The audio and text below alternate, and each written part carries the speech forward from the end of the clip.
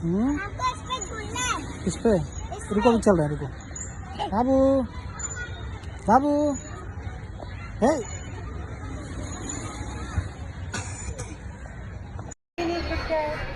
ये देखो कौन है,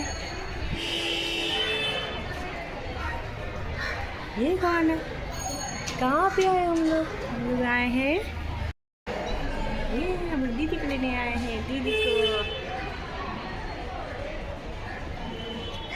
को लेने आए हैं। हाँ क्या है, क्या है,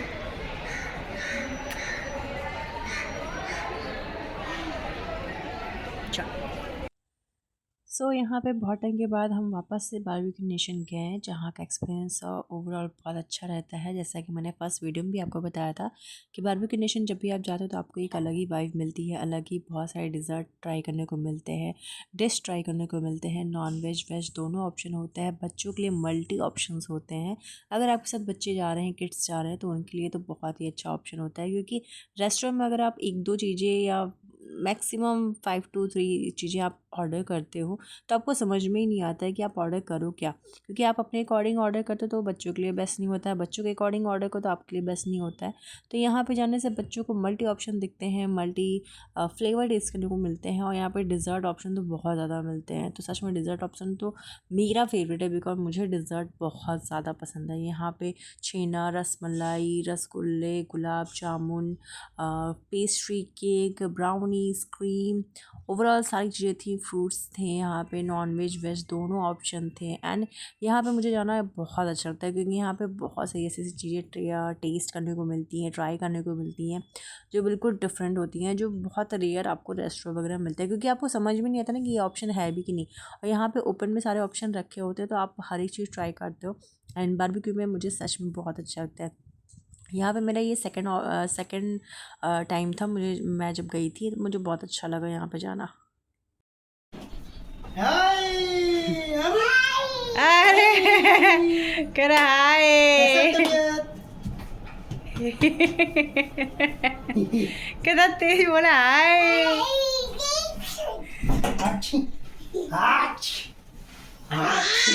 अनाया अनाया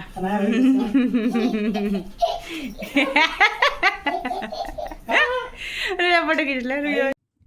सो यहाँ पे शशांक जी आ चुके थे और दोनों बच्चे मेरे बंदे की तरह उनके ऊपर चढ़ चुके थे। ये रोज़ का है, रोज़ जब भी शशांक जी ऑफिस से घर आते हैं तो ये दोनों चिपक जाते हैं, स्पेशली छोटा वाला तो बिल्कुल छोड़ता नहीं है उनको। पापा पापा पापा पापा करके पीछे पीछे लग जाता है। बोलने ज़्यादा अभी आता नहीं है, बट पापा पापा करके पीछे पीछे लग जाएगा।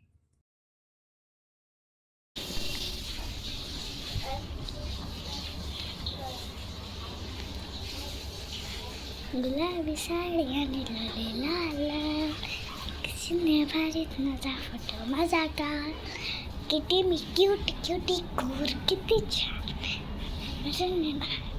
फोटो मजा का, अन्ना खरवा कुटेगा, रंग सारी कर गुलाबी, पागल कर दी मुझे। तो अभी मैं खा रही हूँ पास्ता, बहुत यमी बना है वैसे ये पास्ता, यमी,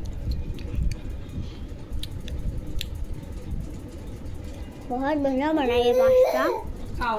सच बोले तो इतना बढ़िया बना है ना इस दिन का, वैसे अगले दिन भी अच्छे ही बनता है, लेकिन उस दिन से अच्छे भी ये बना है। ये ना मम्मा का पास्ता। क्या मम्मा, आप भी ये पास्ता खाएंगे ना बहुत अच्छा लगेगा, क्योंकि ये सबसे अच्छा। सो पास्ता खाने के बाद अब कुछ हेल्दी देने की बारी आई। वैसे पास्ता भी बहुत हेल्दी था, क्योंकि वो सूजी से बना हुआ पास्ता है। जो भी हम पास्ता ऑर्डर करते हैं ना, वो सूजी से बना हुआ पास्ता हम ऑर्डर करते हैं, और मैदे वाला हम अवॉइड करते हैं। इसलिए बच्चों के लिए वो पास्ता भी ठीक है, क्योंकि मैं हमेशा नहीं देती, मैं वीक में 1 बार या 2 बार हार्डली दे देती हूँ। एंड मैं अगर मैगी या पास्ता कुछ ऑफ़र कर रही हूँ बच्चों को, तो उसके बाद मैं नेक्स्ट जो उन्हें खाने का देती हूँ, तो मैं कोशिश करती हूँ उसमें हेल्दी ओवरडोज, मतलब हेल्दी ज़्यादा हो वो, और उसमें न्यूट्रिशंस वगैरह उनके हेल्थ में ग्रोथ करने के लिए, उनके वेट को गेन करने के लिए जो चीज़ें मैं उसमें ऐड करूँ वो उनके फ़ायदे के लिए हो, उनकी हेल्थ के लिए अच्छी हो। तो जिससे मतलब अगर बच्चे अनहेल्दी भी खाते हैं तो वो बैलेंस मतलब बना रहे हेल्दी और अनहेल्दी का। वैसे मेरी डॉटर ज़्यादा ये सब चीज़ें चिप्स हुए या बाहर के पैक्ड फूड ज़्यादा खाती नहीं है। बहुत रेयर ही, मतलब जैसे दूसरे बच्चों को देख लिया खाते हुए तो उसने डिमांड की, अदरवाइज़ वो नहीं करती। तो यहाँ पे मैं वेजिटेबल्स की खिचड़ी बना रही हूँ जो बच्चों की मेरी फेवरेट है, स्पेशली छोटे वाले की तो बहुत ज़्यादा। और क्योंकि ये इतने सारे वेजिटेबल्स जब दाल चावल के साथ मिक्स होते हैं ना खिचड़ी के साथ, तो वो एकदम टेस्टी सा मतलब बहुत ही ज़्यादा टेस्टी फ्लेवर देते हैं, मीठा खट्टा स्टिकी स्टिकी थोड़ा सा, जो बच्चों को खाने में इजी भी हो जाता है।